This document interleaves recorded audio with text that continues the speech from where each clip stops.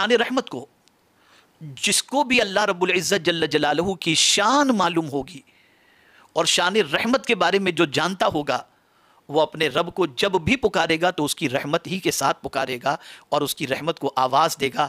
اس لیے کہ ہر وہ شخص جس کے پاس رب قدیر جل جلالہ کی معرفت کی دولت نصیب ہے، وہ جانتا ہے کہ اللہ کی ساری صفات کے اندر رحمان و رحیم والی صفات سب سے افضل و اعلیٰ ہے۔ اسی لیے پروردگار جل جلالہ نے، آپ اندازہ لگائیں کہ بسم اللہ الرحمن الرحیم سورہ فاتحہ کی ابتدا کے اندر رکھی گئی، اور پھر اسی طریقے سے آپ دیکھیں سورہ فاتحہ کی ابتدا بھی ہو رہی ہے تو آپ اس کو دیکھیں الحمدللہ رب العالمین الرحمن الرحیم۔ جب محبوب کو قرآن سکھانے کی بات آتی ہے تو قرآن کہتا ہے الرحمن علم القرآن۔ آپ اندازہ لگائیں اس کی رحمت کے جلوے ساری کائنات پر بکھرے ہوئے ہیں، اور وہ اگر مہربانی نہ فرمائے تو ہم جیسے ایک قدم بھی چلنے کی طاقت نہیں رکھتے۔ یہ اس کی مہربانی ہی ہے کہ ہم گناہ کر رہے ہیں، نافرمانی کر رہے ہیں، اس کے ارشاد کے خلاف زندگی گزار رہے ہیں، پھر بھی وہ ہمیں رزق دے رہا ہے، ہمیں مہلت دے رہا ہے، ہمیں زندگی دیے ہوئے ہے، اور پروردگار جل جلالہ اپنی رحمتوں کی بارشیں ہم پر نازل فرما رہا ہے۔ اور یاد رکھیں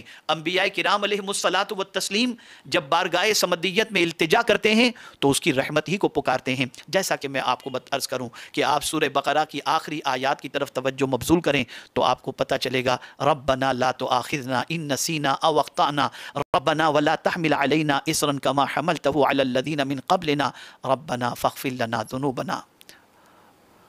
آپ دیکھیں ورحمنا انت مولانا فانصرنا علی القوم الکافرین او کما قال، کہ حضرت آدم علیہ السلام نے اللہ کی بارگاہ میں کیا دعا کی؟ یہی تو دعا کی کہ اللہ ہماری مغفرت فرما اور ہم پر مہربانی کی بارشیں نازل فرما۔ اسی طریقے سے آپ دیکھیں حضرت موسیٰ علیہ السلام نے کیا دعا کی؟ تو اللہ عز و جل کی بارگاہ میں انہوں نے دعا کی قال رب اغفر لی ولأخی وادخلنا فی رحمتک وانت ارحم الراحمین۔ اللہ اکبر۔ عرض کی اے رب میرے، مجھے اور میرے بھائی کو بخش دے اور ہمیں اپنی رحمت کے اندر لے لے، اور تو سب مہر والوں سے بڑا مہر والا، یعنی سب سے زیادہ مہربانی فرمانے والا۔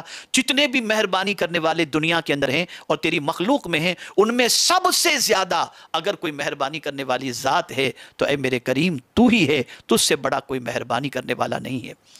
یہ ارحم الراحمین حضرت موسیٰ علیہ السلام نے اپنے رب کو اس طریقے سے پکارا ارحم الراحمین کہہ کر۔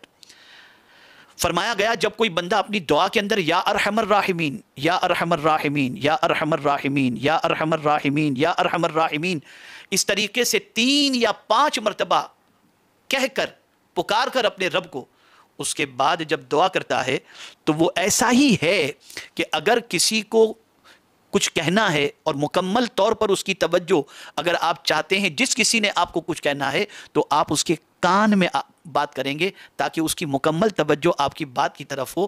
یہ تمثیل صرف سمجھانے کے لیے ہے۔ تو جب کوئی بندہ یا ارحم الراحمین یا ارحم الراحمین یا ارحم الراحمین یا ارحم الراحمین یا ارحم الراحمین کہتا ہے تو اللہ کی رحمت اس کی طرف متوجہ ہو جاتی ہے۔ بندے اب مانگ تجھے کیا چاہیے، میرا رب پھر اس کی جھولیوں کو بھر دیا کرتا ہے۔